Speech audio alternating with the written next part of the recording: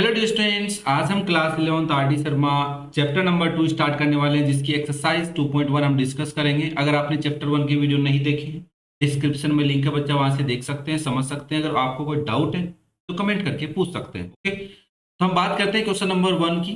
तो question number 1 में हमें गिवन है फर्स्ट पार्ट में, इफ a/3 + 1 b-2/3 इक्वल है 5/3 1/3 के find the value of a and b। देखो, जब हमें ब्रैकेट्स में वैल्यू गिवन होती है तो हम 10th क्लास तक ये समझते थे कि सर ये ब्रैकेट है, इसमें दो वैल्यू लिखी हुई है और इस ब्रैकेट में दो वैल्यू लिखी हुई है, मतलब ये किसी पॉइंट के कोऑर्डिनेट है और इक्वल है, इसका मतलब उसी पॉइंट के कोऑर्डिनेट होंगे। बट यहाँ पे ऑर्डर्ड पेयर बोला जाता है, इनको क्या बोला जाता है?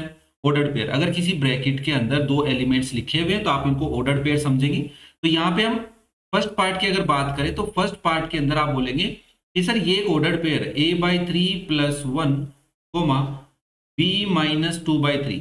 ये ऑर्डर्ड पेयर किसके इक्वल है? 5/3 1/3।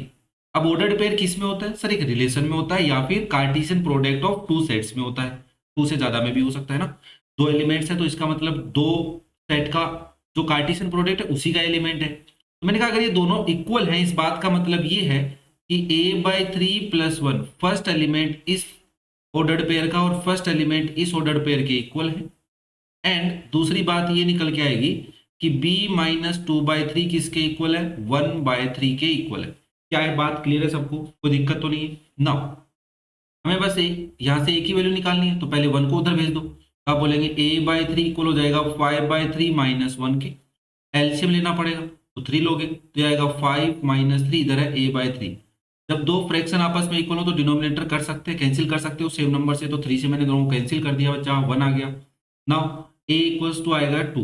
a की वैल्यू क्या आ गई बच्चा? 2। नाउ सिमिलरली यहाँ पे b की वैल्यू निकालनी, तो b इक्वल क्या हो जाएगा? 1/3 + 2/3। एलसीएम लोगे तो कितना आएगा? 3 आएगा सर। मैंने कहा वेरी गुड।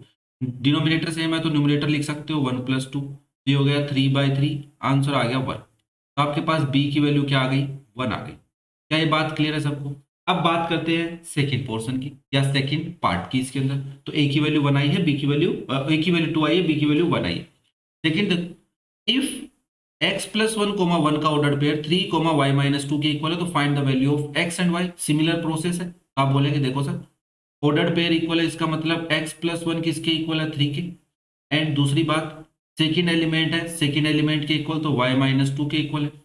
यहाँ से x की वैल्यू हो जाएगी 3 - 1, तो x आ गया 2। और यहाँ से 1 -1 इधर आएगा तो +2 और -2 इधर आया +2 इक्वल y, तो y की वैल्यू आ गई 3। तो बच्चा कभी ऐसा लिखा हुआ और मैं ऐसे लिख दूं तो इस बात का मतलब, चाहे कोई भी आपका टीचर लिखे तो यही समझना कि उन्होंने क्या किया है। उन्होंने पहले ऐसा लिखा है और फिर उसका रेसिप्रोकल कर दिया। मतलब अगर दो एलएचएस और आरएचएस इक्वल है तो अगर उनको घुमा दोगे, मतलब एलएचएस को आरएचएस बना दो, आरएचएस को एलएचएस, तो भी कोई दिक्कत नहीं होती है। क्या ये बात पकड़ में आई क्या? तो ये भी समझना, ठीक है ना? कोई दिक्कत नहीं होनी चाहिए किसी को। तो ये था आपका क्वेश्चन नंबर 1, जिसमें हमने फर्स्ट और सेकंड पार्ट को किया है। ज्यादा कोई बात नहीं थी, बट एक बात समझने वाली थी कि दो ऑर्डर्ड पेयर इक्वल होते हैं, इसका मतलब है उन दोनों ऑर्डर पेयर का फर्स्ट एलिमेंट सेम और सेकंड एलिमेंट सेम है। अब बात करते हैं थोड़ी सी अच्छी वाली। क्या कह रहा है? If the ordered pair x, -1 and 5, y belongs to the set a, b का ऑर्डर्ड पेयर होगा सच दैट। देखो यहाँ पे क्या लिखा हुआ इस बात को समझते हैं। सॉल्यूशन में हमें कह रहा है कि आपके पास एक सेट है, इस तरीके का सेट है। सेट के अंदर कह रहा है कि a, b के ऑर्डर्ड पेयर है, ठीक है। सच दैट एक कंडीशन है, बट बी जो है सेकेंड एलिमेंट जो है वो पहले एलिमेंट के दुगने में से 3 कम है। इस तरीके का एक सेट बनाया गया है, ठीक है। ये एक रिलेशन की डेफिनेशन है बच्चा वैसे तो। और हमें कह रहा है कि इस सेट के अंदर, तो ये सेट मान लो, लेट कर लेते हैं, लेट सेट ए इक्वल क्या है? a, b such that b equal है 2a - 3 के। क्या ये बात अब तो ठीक है? मैंने इसको पूरे को एक सेट मान लिया a। क्वेश्चन क्या कह रहा है? अकॉर्डिंग टू क्वेश्चन मैं ये भी बोल सकता हूँ कि सर x, -1 और 5, 1 ये जो दोनों है ना, ये दोनों बिलोंग कर रहे हैं ए सेट से। ये कह रहे हैं ना, if the ordered pairs, these two ordered pairs belongs to the set, this set. तो मैंने लिख दिया इसको ऐसे। अब मुझे कह रहा है बताइए एक्स और वाई की वैल्यू क्या है। क्या पहले तो बताओ मेरे को, क्वेश्चन समझ में आएगा तुम्हारे को? तो अब हम इसको कैसे करेंगे वो समझो। इस बात का मतलब ये है कि सर ये जो एलिमेंट है, ये जो ऑर्डर्ड पेयर है, ये a, b बन सकता है, बट कब? जब b की जो वैल्यू है वो 2a - 3 हो। अब मुझे एक बात बताओ, मैंने कहा a, b, ध्यान से देखो, समझने वाली बात है। अगर तुम्हें समझ में आ गई तो आगे वाले क्वेश्चनों में दिक्कतें कम आएंगी, फिर मैं भी साथ साथ बोलूंगा, तुम साथ साथ समझते जाओगे। मैंने कहा बच्चा ये पहला एलिमेंट है, ये दूसरा एलिमेंट है। सच दैट का मतलब है कि कंडीशन है बी इक्वल है 2a-3 के। तो मैंने कहा बी जो है वो सेकेंड एलिमेंट है, वो पहले एलिमेंट का डबल करने से और उसमें से 3 माइनस करने से आएगा। ठीक है, मतलब सेकेंड एलिमेंट कैसे आया होगा, फर्स्ट एलिमेंट के डबल में से 3 माइनस किया होगा तब आएगा। तो हम कहेंगे देखो भाई x कोमा -1 जो है वो बिलोंग कर रहा है किससे, a कोमा बी के ऑर्डर्ड पेयर से, सच दैट b की वैल्यू क्या दे रखी है उसने, 2a-3। तो मैं यहां से बोल सकता हूं कि सेकंड जो एलिमेंट है, देखो b सेकंड एलिमेंट है, वो पहले एलिमेंट का मतलब a का दुगना किया, उसमें से 3 माइनस किया। तो मैंने बोला a की वैल्यू तो क्या है, x है, और b की वैल्यू क्या है, -1 है। तो इस कंडीशन को सेटिस्फाई कर रहे होंगे। तो हमें कहा है कि b किसके इक्वल है बच्चा, 2a-3 के। तो आप बोलेंगे देखो भाई -1 किसके इक्वल है, 2 इंटू एक्स -3 के। तो यहाँ से -1 है, इस -3 को इधर ले आया मैं, +3 हो गया, बराबर है 2x के। आप बोलेंगे 2x बराबर है 2 के। तो आपका जो x है वो किसके बराबर है बच्चा, 1 के। क्या ये बात समझ में आई क्या, कैसे किया मैंने कहा बच्चा ये ऑर्डर्ड पेयर इस सेट में बिलोंग कर रहा है, तो इसकी कंडीशन को सेटिस्फाई करेगा तभी बिलोंग कर रहा है। सिमिलरली आपने कहा कि सर 5, y जो है ना वो भी बिलोंग कर रहा है किसमें, इस सेट के अंदर, जिसका डेफिनेशन ये है। मैंने कहा बच्चा अगर ये डेफिनेशन है और ये ऑर्डर्ड पेयर है तो मैं बोल सकता हूँ क्या कि a की वैल्यू 5 है, तो आपने कहा जरूर। मैंने कहा b की वैल्यू y है, ये भी बोल सकता हूँ, आपने कहा जरूर। तो मैंने कहा इस कंडीशन को सेटिस्फाई भी करना चाहिए फिर इसको, तो आपने कहा जरूर, अदरवाइज तो वो इस सेट में होगा ही नहीं ना। तो आपने कहा ठीक है सर, b की वैल्यू y ले लो, 2 इंटू 5-3 कर लो, तो y इक्वल आ गया 10-3 के। तो y की वैल्यू आ गई बच्चा 7। क्या ये बात क्लियर है सबको, y 7 कैसे आया भाई, x 1 आया है, y 7 आया है। आपने कहा एकदम सही है, कोई दिक्कत नहीं है, बस हमारे को जो यहाँ पे समझनी थी बात वो आपने समझा दी। ये ऑर्डर्ड पेयर का जो खेल होता है उसमें सच दैट के बाद की जो कंडीशन होती है उसको कैसे समझना होता है। ओके, मैंने यहाँ पे केस बनाया, एक तो ये केस बनाया और एक ये केस, आराम से समझना। अगर नहीं समझ में आया तो कमेंट करके पूछ लेना।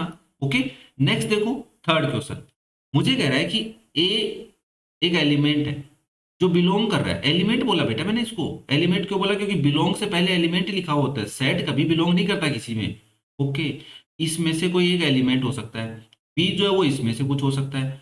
What the set of all ordered pairs A comma B, A comma B के ऑर्डर्ड पेयर बनाओ। तो मैंने कहा देखो भाई सॉल्यूशन में सबसे पहले ए जो है वो बिलोंग कर रहा है किसमें से, -1 में से, 2 में से, 3, 4, 5। इस बात का मतलब ये ए इनमें से कोई भी हो सकता है।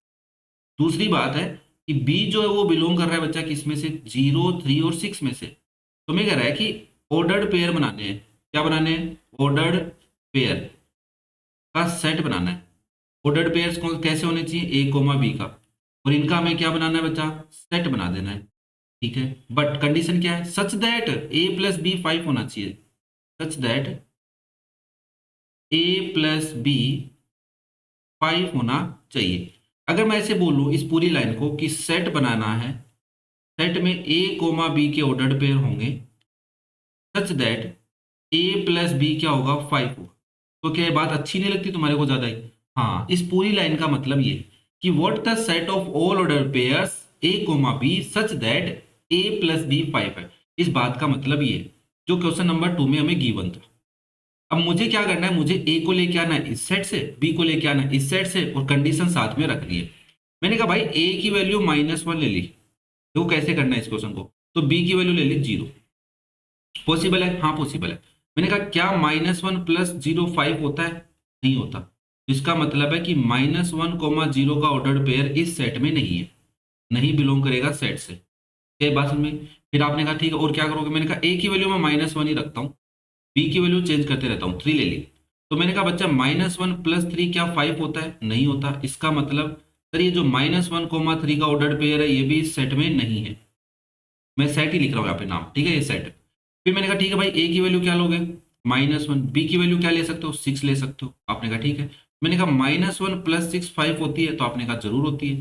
तो इसका मतलब है कि -1, 6 का ऑर्डर्ड पेयर सेट में प्रेजेंट है। क्यों, क्योंकि x प्लस ए प्लस बी की वैल्यू 5, मतलब पहले एलिमेंट और दूसरे एलिमेंट का जोड़ या सम 5 होना चाहिए। तो आपने a को -1 लेके सबको सेट कर दिया, अब 2 के साथ किसको लोगे? अब देखो मैं तुम्हें समझाता हूँ कि अगर आपने ए की वैल्यू 2 ली तो बी की वैल्यू क्या लोगे? तो आपने कहा सर 2 प्लस 3 5 होता है। हाँ, तो यहाँ पे 0 लेंगे तो 2 प्लस 0 5 नहीं होता। 2 प्लस 3, हाँ, तो आपने कहा बी की वैल्यू 3 ले लो। मैंने कहा बच्चा 2 प्लस 3 5 होता है? आपने कहा जरूर होता है। इसका मतलब 2,3 का ऑर्डर्ड पेयर किसमें है? सेट में है। क्या ये बात समझ में आई? अब 2 के साथ 6 लोगे तो सम कितना आता है? 8 तो नहीं लेना है, ठीक है। मैंने कहा बच्चा 3 को ले लो, तो मैंने कहा अगर ए 3 है, मैं लाइन ड्रॉ कर देता हूँ यहाँ पे, कंफ्यूजन नहीं होना चाहिए, बातें आराम से समझनी चाहिए। अब मुझे समझ, मेरे हिसाब से तुम्हें समझ में आ रहा है कि पहला एलिमेंट कहाँ से उठाना है, दूसरा एलिमेंट कहाँ से उठाना है, तीसरा एलिमेंट कहाँ से उठाना है। बात पकड़ में आ रही है क्या? दूसरा ही उठाना था वैसे तो। आपने कहा ठीक है सर। मैंने कहा बच्चा ए की वैल्यू अगर मैंने 3 ली तो बी की वैल्यू क्या ले सकते हो? सर 0 लेंगे तो 3 प्लस 0 3 होता है, 3 प्लस 3 6 होता है, 3 प्लस 6 9 होता है, तो ए की वैल्यू 3 होगी नहीं। मैंने कहा ठीक है, हटाओ। फिर ए की वैल्यू क्या पॉसिबल है? 4 ले सकते हैं। 4 प्लस 0 5 होता है, नहीं। 4 प्लस 3 7 होता है, नहीं चलेगा। 4 प्लस 6 नहीं चलेगा सर। मैंने कहा हटाओ 4 को भी। फिर क्या लोगे? सर 4 के बाद में तो 5 ही बचा है। मैंने कहा 5 के साथ किसको लोगे? सर 5 के साथ 0 को ले लेता हूँ। मैंने कहा क्यों? क्योंकि सर 5 प्लस 0 5 ही तो होता है। मैंने कहा वेरी गुड। तो आपने कहा कि 5,0 का जो ऑर्डर्ड पेयर बनेगा वो सेट में मिलेगा। मैंने कहा वेरी गुड। फिर 5 के साथ 3 को लोगे, नहीं लेंगे। तो मैं ये बोल देता हूँ या तुम्हें समझा देता हूँ कि कौन कौन से सेट में है ऑर्डर्ड पेयर और कौन से नहीं है। तो यहाँ पे देखो अब आगे नहीं मिलेगा, 5 के साथ 3 भी नहीं मिलेगा, 5 के साथ 6 भी नहीं मिलेगा। तो आपने कहा कि सेट जो है ना, उस सेट में कौन कौन से एलिमेंट्स ऑर्डर्ड पेयर हैं। ये देखो यहाँ से एक समझ में आया कि -1,6 है, 2,3 है और 5,0 है। बाकी कोई भी नहीं है। क्यों नहीं है? मेरे हिसाब से तुम्हें समझ में आ गया होगा। अभी भी समझ में नहीं आया तो भाई साहब एक बार प्रीवियस वीडियो को देखो, फिर इस वीडियो को देखो। फिर भी तुम्हें लगे कि यार डाउट है तो मुझसे कमेंट करके पूछो, ठीक है। कोई दिक्कत नहीं होनी चाहिए। समझना है, समझ के जाना है। मैं आपकी हेल्प के लिए बैठा हूं। बस आपका प्यार और सपोर्ट बनाए रखना। नेक्स्ट देखो क्वेश्चन नंबर 4। अब थोड़ा और अच्छे समझ में आएगा कि ए जो एलिमेंट है वो इस सेट से लूंगा, बी जो एलिमेंट है वो इस सेट से लेंगे। देन फॉर्म होना चाहिए, यहाँ पे फ्रॉम नहीं होना चाहिए, फॉर्म होना चाहिए, ठीक है ना। यहाँ पे फॉर्म है बेटा, फ्रॉम नहीं है। Form, FORM, form the set of all ordered pairs A, B such that A divides B and A is less than B। A जो है वो B को डिवाइड करे, और दूसरी बात A जो है वो B से छोटा होना चाहिए। तो ऑब्वियसली तो सीधी सी बात है ना कि A जो डिवाइड करेगा B को, A की वैल्यू छोटी ही होगी B से। अब देखो कंडीशन लिखनी कैसे है, सेट को मैं ऐसे लिख देता हूँ पहले तो कि ए मुझे पता है कहाँ से लेना है, 2 4 6 9 से लेना है। बी कहाँ से लेना है बच्चा मेरे को? बी मेरे को लेना है 4 6 18 और 27 से। और मुझे कह रहा है कि आपको एक सेट बना देना है। मैंने कहा सेट का नाम ले लेता हूँ मैं ए, कैपिटल ए। जिसको कैसे बनाना है? ए कोमा बी के ऑर्डर पेयर लेने हैं। A divides B, A divide B. इस बात का मतलब क्या लूँ? यहाँ पे एक एम नंबर ले लेता हूँ मैं, या सीधी सी बात है ना। देखो क्यों ले रहा हूँ नंबर, क्योंकि बच्चा ए अगर ए डिवाइड्स बी को उल्टा लिख दिया मैंने, ए डिवाइड्स बी ऐसे लिखना चाहिए अपने को। ये लो, ए डिवाइड्स बी। और जो आंसर आएगा वो एक नेचुरल नंबर आना चाहिए, क्योंकि सारे पॉजिटिव नंबर है तो एक नेचुरल नंबर आएगा। एम एक नेचुरल नंबर है। हाँ, आप बोल तो सकते हैं यहाँ पे कि सर होल नंबर भी तो बोल सकते हो। मैंने कहा जरूर, क्योंकि अगर 2 में 0 का डिवाइड करोगे तो काम चलेगा क्या? नहीं। पर 0 में किसी का डिवाइड करोगे तो 0 आएगा। वो तो मल्टीपल हुआ या नहीं हुआ? हाँ, वो डिवाइड कर रहा है। भाई मैं ऐसे कर रहा हूँ, 0 को अगर 2 से डिवाइड करोगे तो 0 आएगा। तो इसका मतलब ये है कि 2 डिवाइड्स 0। ये समझना है। एनसीईआरटी क्वेश्चन करोगे तब समझ में आएगा। ये क्वेश्चन है वहां पे। तो आपने कहा ठीक है सर। और साथ में एक कंडीशन दी है कि ए लेस देन बी होना चाहिए। और हम यहाँ पे बता देते हैं कि एम जो बिलोंग कर रहा है होल नंबर से, ठीक है। इंटीजर भी हो सकता था अगर नेगेटिव नंबर आते तो, नहीं तो नहीं होता, ठीक है। डिवाइड का मतलब ये है कि भाई साहब क्वोशिएंट है वो डेसिमल में नहीं आना चाहिए। सीधी सी बात तो ये है। मैं यहाँ पे होल नंबर लिया है, इंटीजर भी हो सकते हैं। Okay sir. मैंने कहा देख बच्चा, बी को ए से डिवाइड होना चाहिए, तो 2 किसी को डिवाइड करेगा। तो आपने कहा देखो सर, पहली बात मैंने अगर बी को 4 लिया, अब मेरे को पहले बी लेने पड़ेंगे ना, क्योंकि बी को डिवाइड करना है ए से। तो मैंने कहा ए की वैल्यू 2 पॉसिबल है, तो आपने कहा यस, 4 डिवाइड बाई 2 इज 2। आप लिख सकते हैं। और दूसरी बात कि 2 जो है वो छोटा है 4 से। ये 3 बातें लिखनी पड़ेंगी। देखो पहले तो तुम्हें ए और बी की वैल्यू लेनी है, फिर डिवाइड, और फिर दूसरी बात क्या कि छोटा भी होना चाहिए ना ए। तो आपने कहा यस, तो इसका मतलब 2,4 ए कोमा बी, 2,4 जो है वो सेट ए में है। पहला केस तो आ गया। तो मैंने कहा बी की वैल्यू अगर मैं 4 रखूं, और ए की वैल्यू भी अगर मैं 4 रखूँ तो काम चलेगा। तो आपने कहा 4 डिवाइड बाई 4 इज 1, और जो 4 है वो छोटा है 4 से, ये गलत बात हो गई सर। इसका मतलब ये हुआ कि 4,4 तो सेट में नहीं है, छोटा भी तो होना चाहिए, बराबर नहीं चलेगा। तो आपने कहा ठीक है। फिर मैंने कहा बच्चा और देख, 4 को कोई डिवाइड करेगा 6 भी नहीं करेगा, 9 भी नहीं करेगा, 6 को कोई डिवाइड करेगा। तो आपने कहा यस। सर बी की वैल्यू अगर आप 6 लेते हो तो ए की वैल्यू 2 जो है वो डिवाइड करने वाली है। 6 डिवाइड कर रहा है 2 को, और 6 को डिवाइड कर रहा है 2 3 टाइम, और 2 जो है वो छोटा भी है 6 से। ये ए है, ये बी है। तो आप बोलेंगे 2,6 जो है वो बिलोंग करेगा सेट ए में। फिर मैंने कहा 6 को कोई डिवाइड करेगा 6 9 2 4 6 9 में नहीं करेगा। 18 को कोई डिवाइड करेगा। आपने कहा सर अगर बी की वैल्यू आपने 18 ली तो मैं ए की वैल्यू पहले तो लूंगा 2। मैंने कहा ठीक है। तो आप कहोगे 18 को 2 डिवाइड कर रहा है 9 टाइम। मैंने कहा वेरी गुड। और 2 जो है वो छोटा भी है 18 से। तो एक तो मैं बोल सकता हूँ कि 2,18 का ऑर्डर्ड पेयर सेट में है। दूसरी बात, बी अगर 18 है तो अगर मैंने ए की वैल्यू 4 ली तो क्या 4 डिवाइड करेगा 18 को? नहीं। तो मुझे ए की वैल्यू 6 लेनी चाहिए। क्या 6 डिवाइड करेगा? ओहो सर जरूर करेगा ना 3 टाइम। तो आपने कहा कि 18 को 6 डिवाइड कर रहा है 3 टाइम, और जो ये 6 है ना ये 18 से छोटा भी है। आप बोल सकते हैं कि 6,18 का ऑर्डर्ड पेयर रिलेशन में है या इस सेट में है। ओके, अब मुझे बताओ 18 को 9 डिवाइड करेगा? अरे सर कैसे नहीं करेगा। मैंने कहा ठीक है, बी की वैल्यू 18 ले लेता हूँ, ए की वैल्यू 9 ले लेता हूँ। मैंने सबसे पहले देखा कि 18 डिवाइड कर रहा है 9 को, 18 को 9 डिवाइड कर रहा है 2 टाइम, और 9 जो है वो 18 से छोटा भी है। तो मैं यहाँ पे एक बात लिख सकता हूँ कि 9,18 का ऑर्डर्ड पेयर रिलेशन में या सेट में प्रेजेंट है। तो यहाँ से देखो ये भी प्रेजेंट है, ये भी प्रेजेंट है, ये भी प्रेजेंट है, ये भी प्रेजेंट है, और ये भी प्रेजेंट है। अगर तुम्हें डेफिनेशन समझ में आती है तो तुम कुछ कर सकते हो भाई। डेफिनेशन समझ में नहीं आती तब तुम कुछ कम ही कर सकते हो। तो तुम्हें सबसे पहले जो सेट की डेफिनेशन या जो रिलेशन की डेफिनेशन होती है ना वही समझाना चाह रहा है यहाँ से। अभी आगे रिलेशन पे जाएगा ये, ठीक है ना। तो उससे पहले समझ लो इस चीज को। फिर मैंने कहा बेटा यहाँ पे 27 है, 27 को कौन डिवाइड करता है? 2 करता है 27 को डिवाइड। मैंने कहा बी की वैल्यू अगर मैं 27 लूंगा तो ए की वैल्यू क्या ले सकता हूँ? ए की वैल्यू 2 ले सकता हूँ। क्या 2 डिवाइड करेगा? नहीं करेगा सर, क्योंकि ओड नंबर है। 4 करेगा? नहीं करेगा। 6 करेगा? नहीं करेगा, क्योंकि 6 में भी एक ओड नंबर होता है 2। 9 करेगा? हाँ 9 करेगा। तो मैंने कहा देखो भाई 27 को 9 डिवाइड कर रहा है, और 9 जो है, लिख देता हूँ 9 3 27 होता है, और 9 जो है 27 से कम भी है। तो आप बोल सकते हैं कि 9,27 जो है वो सेट में प्रेजेंट। हम यहाँ पे लिख देंगे कि वो सेट क्या बनेगा। सेट क्या बनेगा भाई? आपने कहा सर सेट बनेगा, सेट के अंदर एलिमेंट्स कौन कौन से होंगे? पहला तो 4 को 2 डिवाइड कर रहा है, ठीक है। और फिर 2 जो है वो 6 को डिवाइड कर रहा है, 2 जो है वो 18 को डिवाइड कर रहा है, फिर 4 किसी को डिवाइड कर रहा है इधर। हाँ कर तो रहा था 4 को, बट हम लेंगे नहीं उसको। क्यों? क्योंकि पहला एलिमेंट दूसरे से छोटा होना चाहिए। फिर आपने कहा था 4 डिवाइड नहीं कर रहा है किसी को, 6 कर रहा है, 6 18 को कर रहा है। सीधा भी लिख सकता था मैं यहाँ पे, ठीक है ना। देखो मैं यहाँ पे यहाँ से एलिमेंट पकड़ता 2, फिर देखता किस किस को डिवाइड कर रहा है, और उससे छोटा होना चाहिए। तो 4 6 को डिवाइड कर रहा है, 4 और 6 डाल दिए। फिर मैंने कहा 18 को भी कर रहा है तो 18 डाल दिया। मैंने कहा 4 किसी को डिवाइड कर रहा है, नहीं कर रहा। 4 को ही कर रहा था, बट 4 से छोटा नहीं है 4। फिर मैंने 6 को पकड़ा, 6 18 को डिवाइड कर रहा है, सीधा लिख दिया। 6 27 को कर रहा है, नहीं कर रहा। फिर 9 को पकड़ा, सर हमने 9 जो है वो 18 को डिवाइड कर रहा है, और 9 जो है वो 27 को डिवाइड कर रहा है, और 9 है इन दोनों से छोटा। तो बस ये इतने ही जने इसके अंदर हैं। उम्मीद कर रहा हूँ देखो जो छोटी छोटी बातें मैंने तुम्हें बताई हैं ये जरूरी है तुम्हें समझने की। कोई बच्चा अगर ऐसा लग रहा हो कि यार ये तो छोटी सी बातें इनको क्या समझना है, तो भाई साहब जरूरी है। अगर ये तुमने समझ ली ना ईमानदारी से, मैं कह रहा हूँ कि आगे जो एक्सरसाइज के क्वेश्चंस आएंगे या आपके एनसीईआरटी बुक में जो क्वेश्चंस है उनके अंदर जो डेफिनेशन वाली कॉन्सेप्ट है ना वो तुम्हारे को क्लियर हो जाएगी कि ये डेफिनेशन कहना क्या चाहती है। इसको समझना जरूरी है। ये जो कभी भी सेट की डेफिनेशन है ना, अभी थोड़ी देर बाद में रिलेशन की डेफिनेशन बनेगी बच्चा ये, तो आपको ये डेफिनेशन समझ में आनी चाहिए। ऑर्डर्ड पेयर का मतलब क्या है, इस सच दैट के बाद में क्या लिखा होता है, उस कंडीशन को कैसे चेक करना होता है, ठीक है ना। नाउ ये था बच्चा आपका क्वेश्चन नंबर 4। नेक्स्ट देखो क्वेश्चन नंबर 5। मुझे कह रहा है कि भाई साहब आपके पास एक सेट है ए, ये ला क्या नाम है 1,2। मैंने कहा ठीक है भाई।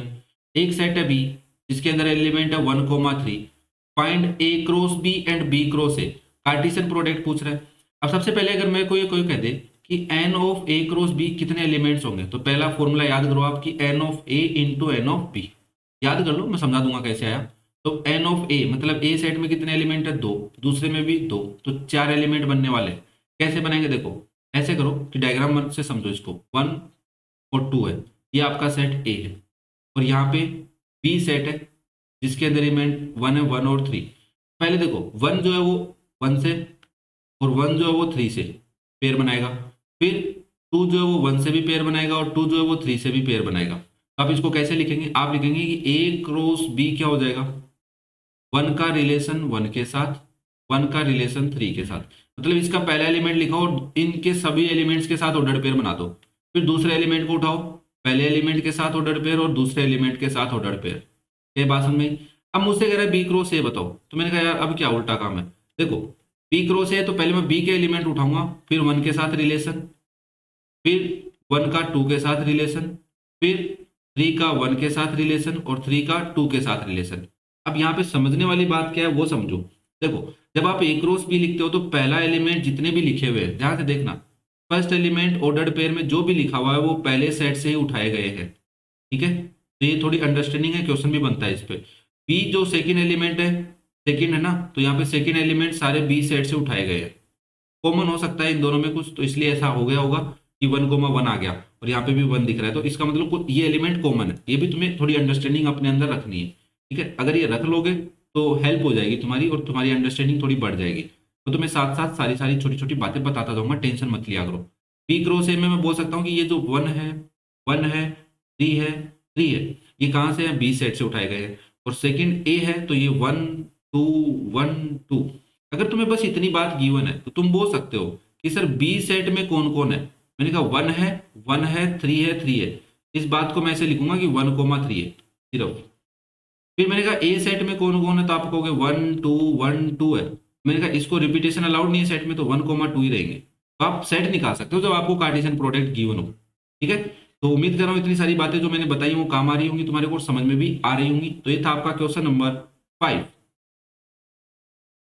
अगर आपको वीडियो पसंद आ रहे हैं और कॉन्सेप्ट समझ में आ रहा है तो बस छोटा सा प्यार और सपोर्ट आपका दिखा दो, सब्सक्राइब करके, शेयर करके और कमेंट करके। नेक्स्ट देखो question number 6। If A set ये रहा, बी सेट ये रहा, हमें कह रहा है कि ए क्रॉस बी बताओ, शो इट ग्राफिकली। देखो बच्चा मैंने अभी भी तुम्हें ग्राफिकली शो किया है यहाँ पे कि चीजों को ऐसे हमें ग्राफ में भी शो करना पड़ता है, तो इस तरीके से इसको शो किया जाता है। मेरे हिसाब से इसमें कोई दिक्कत नहीं है, तुम्हारे को ग्राफिकली कैसे शो करेंगे, कोई दिक्कत है किसी को? नहीं है ना? ठीक नाउ, अब ग्राफिकली मतलब एक तो ये होगा कि हमने इसको इस तरीके से शो कर दिया, दूसरा ये कि ग्राफ के अंदर भी शो करो, तो वो कैसे करेंगे देखना, बहुत आसान है, दिक्कत नहीं है इसके अंदर। और एग्जांपल अगर तुमने देखे होंगे तो वहां पे कर भी रखा है इसमें। ठीक है ना, टेंशन मत लिया करो छोटी छोटी बातों का। तो आपने कहा देखो सर सॉल्यूशन में हम बोलेंगे कि ए सेट क्या है आपका 1,2,3 और बी सेट क्या है, बी सेट में एलिमेंट है 3,4। अगर हम ए क्रॉस बी कैलकुलेट करना चाहते हैं तो पहले हम ए सेट का एलिमेंट उठाएंगे, ऑर्डर पेयर में पहला एलिमेंट फर्स्ट सेट से और इसके साथ उधर का पहला, फिर फर्स्ट एलिमेंट के साथ जितने भी पॉसिबल है सब उठा लो। 4 उठा लिया, अब 1 के साथ इधर कोई उठाने वाला है ही नहीं तो इधर से 2 लेके आओ, 2 के साथ 3 को रख दिया और 2 के साथ 4 को रख दिया, फिर 3 के साथ 3 को रखेंगे और 3 के साथ 4 को रखेंगे। तो ये तो हो गया आपका बच्चा ए क्रॉस बी। कोई दिक्कत है किसी को? नहीं है सर। ओके, नाउ अब ग्राफ कैसे बनाते हैं? देखो आपको सबसे पहले एक्स एक्सिस और वाई एक्सिस ड्रॉ कर लेनी है, तो आपने ये वाई एक्सिस ली और ये आपने एक्स एक्सिस ली। अब सारे पॉजिटिव है तो इसलिए मैंने पॉजिटिव या फर्स्ट क्वाड्रेंट ही बनाना चाहा, सेकंड नहीं बनाया। ठीक है, अब देखो मार्किंग करो क्योंकि इसमें नंबर 1 2 3, इसमें 3 4 है, तो एक्स एक्सिस पे और वाई एक्सिस पे नंबर्स डाल दो 1 2 3 4। सिमिलरली वाई एक्सिस पे बी सेट के 1 2 3 4 है, तो 4 तक ही मैं एक और 5 डाल देता हूँ, थोड़ा अच्छा लगेगा ना, साफ सुथरा लगना चाहिए, तो ये लो 5। क्लियर है यहाँ तक? नो, कैसे दिखाएंगे सर? मैंने कहा देख बच्चा कुछ नहीं करना, सिंपल सा तरीका है।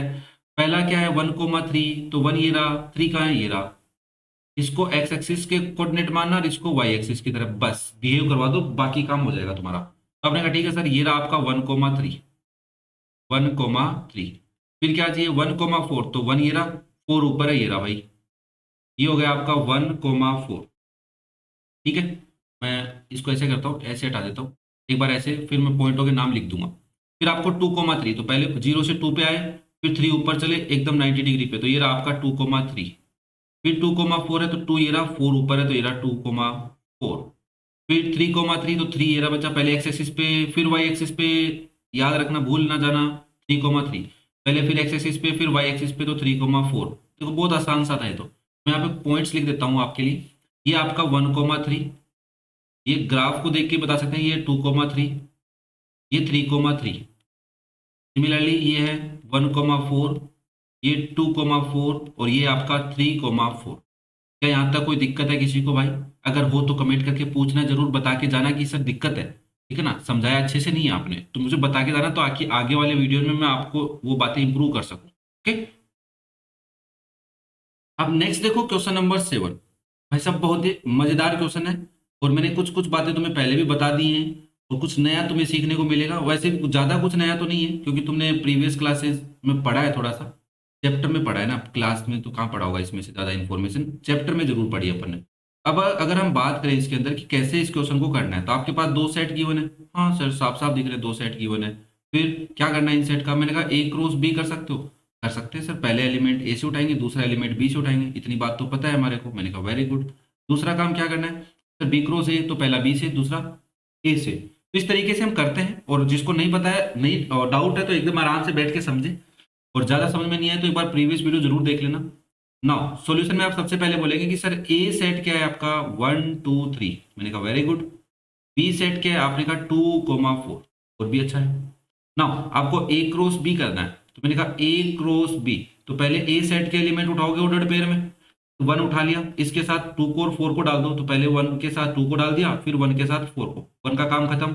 अब 2 को लाओ, 2 के साथ 2 को डालो, फिर 2 के साथ 4 को डाल दो, हो गया काम खत्म, ठीक है। फिर 3 को लाओ, 3 के साथ 2 को डालो, और 3 के साथ 4 को डालोगे। बात पकड़ में आ गई क्या? ठीक है सर। नाउ फिर आपको बी क्रॉस ए करना है, तो बी क्रॉस ए में क्या करोगे? पहले बी सेट के एलिमेंट उठाओ, 2 को उठाया सर, इस 2 के साथ इसके सारे एलिमेंट डाल दो, तो 2,1 हो गया, 2,2 हो गया, और 2,4 हो गया। सही है? नहीं सर, गलत हो गया ना, 2,3 लिखना था यहाँ पे। वाह वेरी गुड, ऐसे पकड़ लेनी बात होगी, क्योंकि दूसरा एलिमेंट 1, 2, 3, अरे ऑर्डर्ड पेयर में जो दूसरे एलिमेंट है वो सेट ए से आएंगे ना। हाँ, फिर मैंने कहा 4 के साथ उधर से 1 भी डाल दो एक बार, फिर 4 के साथ 2 को डाल दो, फिर 4 के साथ 3 को डाल दो। क्या बात पकड़ में आ गई क्या? अभी तो कोई दिक्कत नहीं होगी, तो 4 के साथ 3 को भी लिख दिया। ये आपका हो गया बी क्रॉस ए। क्लियर है? यहाँ पे 1, 2, 1, 2, 2, 2, 3, 4, 1, 4, 2, 4, 3। नाउ अब हमें कह रहा है कि ए क्रॉस ए, ये क्या लफड़ा है सर? मैंने कहा देख बच्चा, ए सेट क्या आपका 1, 2, 3 है। मैंने कहा ठीक है। बी सेट क्या है? बी नहीं लिखना सर, ए सेट ही लिखना है 1, 2, 3। इसका मतलब पहला एलिमेंट भी पहले सेट से। ए क्रॉस ए का मतलब क्या है सर? जो भी ऑर्डर्ड पेयर लिखोगे ना, फर्स्ट एलिमेंट भी फर्स्ट सेट ए से, और दूसरा एलिमेंट भी ए से। इस बात का मतलब ये है, इधर 1 उठाओ, और इधर 1, 2, 3 साथ में लिख दो एक बार। 1 के साथ 1 भी लिखो, 1 के साथ 2 भी लिखो, और 1 के साथ 3 भी। क्या बात पकड़ में है क्या? ओहो, ये बात है क्या? हाँ। फिर इधर से 2 उठाओ, और 2 के साथ सबको लिखो, 2 के साथ 1 को भी लिखो, 2 के साथ 2 को भी लिखो, 2 के साथ 3 को भी लिख दो। क्या बात पकड़ में आ गई? फिर 3 को उठाओ, 3 के साथ इसमें से 1, 2, 3 साथ में लिखने हैं, तो 3 के साथ 1 भी लिखेंगे एक बार, 3 के साथ 2 भी लिखेंगे, और 3 के साथ 3 भी लिखेंगे। क्या बात समझ में आई क्या? अब क्या तुम बी क्रॉस बी कैलकुलेट कर सकते हो? प्रैक्टिस करके देखो। वेट कर रहा हूं मैं, कमेंट करके जरूर बताना अगर तुमने कर लिया हो तो, कि बी क्रॉस बी हमने कर लिया सर, हो गया हमसे। तो अभी नहीं हुआ वो बच्चा एक बार ध्यान से देखे, तो आप बोलेंगे सर देखो बी सेट हमारे पास है जिसमें 2,4 है, और दूसरा सेट भी हमें बी ही लेना है, तो 2,4 ही रहेगा। तो B cross B Cartesian product कैसे करेंगे? तो देखो ऑर्डर्ड पेयर बनने वाले हैं बच्चा। ऑर्डर्ड पेयर में पहला एलिमेंट पहले सेट से, बी सेट से, तो मतलब 2 उठाया, 2 के साथ इधर वाले एलिमेंट्स दूसरे बी सेट से ही लेने, तो 2 भी लेंगे, फिर 2 के साथ 4 को भी कंसिडर करना पड़ेगा। सिमिलरली यहाँ से 4 लेंगे, फिर दूसरा एलिमेंट पहले सेट से, फिर उसके साथ 2 को लिखना है, और 4 के साथ 4 को लिखना है। क्या बात क्लियर हुई सबको? तो ये आपका हो गया बी क्रॉस बी। अब जो बात पूछ रहा है वो ध्यान से देखो, वो कह रहा है कि ए क्रॉस बी और बी क्रॉस ए का जो सेट है उसके अंदर इंटरसेक्शन कराना है। अब यहाँ पे कई बार बच्चे सोचते हैं कि सर एलिमेंट्स का कराना है, क्या कराना है? बच्चा ये ए क्रॉस बी जब लिखा हो तो ये सेट की फॉर्म में है आपके पास। अभी क्या है? सेट। ये ए क्रॉस बी है, इस पूरे को बात कर रहा है, तो ये आपके पास सेट की फॉर्म में है, और ये भी क्या है? सेट की फॉर्म में। इन दोनों का इंटरसेक्शन कराना है, तो मैंने कहा ठीक है भाई, ए क्रॉस बी, इस सेट का इंटरसेक्शन कराना है बी क्रॉस ए के साथ। तो मैं ऐसा बोल सकता हूं क्या कि ए क्रॉस बी में जो एलिमेंट्स हैं और बी क्रॉस ए के जो एलिमेंट्स हैं उनमें जो कॉमन है वही आएंगे? हाँ सर, इंटरसेक्शन का मतलब ये होता है कि जो कॉमन है वही आएंगे। ओके, तो मैंने कहा यहाँ पे 1,2 है, क्या कहीं पे दिख रहा है 1,2 नीचे वाले सेट में तुम्हें? नहीं। मैंने कहा 1,4 को देखो भाई, तुम चाहो तो दूसरे वाले सेट के एलिमेंट्स भी उठा के देख सकते हो, ये मैं जरूरी नहीं कह रहा कि 1,2 को ही उठाना है, सबको चेक कर सकते हो। तो अगर हमने एक को चेक किया तो दूसरे को चेक करने की जरूरत नहीं पड़ेगी फिर। तो आप चाहे 2,1 से इस नीचे वाले सेट से स्टार्ट करो या फिर ऊपर वाले से। तो आपने कहा 1,2 देखा, कहीं नहीं दिखा। फिर हमने 1,4 को देखा, कहीं नहीं दिखा। 4,1 जरूर दिखा, बट ये तो सेम नहीं है ना। ऑर्डर्ड पेयर में 4,1 और 1,4 का अलग अलग मीनिंग है। सेट के अंदर होने से ये नहीं कि सर 1,4 भी तो बना देंगे इसको ना। 2,2 कहीं है, अरे दिख गया ना सर, ये रहा 2,2। तो आपने कहा एक तो 2,2 मिलेगा। मैं यहाँ पे राउंड कर देता हूँ ताकि समझ में आए तुम्हारे को। ये रहा 2,2, ये रहा 2,2। अब दूसरा देखो फिर आगे। आपने कहा 2,4 है, इसमें कहीं है 2,4? नहीं है। 3,2 सर नहीं है। 3,4 नहीं है। तो ओनली 2,2 मिला, तो इसको लगा दिया तुमने कर्ली ब्रेसिस। क्या ये बात समझ में? कर्ली ब्रेसिस जरूर लगा देना भाई साहब, क्योंकि ये जो इंटरसेक्शन होता है वो भी एक सेट आता है। क्या आता है बच्चा? एक सेट आता है, तो सेट की फॉर्म में जरूर लिखना। और ये दोनों भी सेट है, ये भी सेट है और ये भी सेट है। दो सेट्स के बीच में ही इंटरसेक्शन पड़ा होगा। ओके, क्या ये बात क्लियर है? तो ये था आपका क्वेश्चन नंबर 7।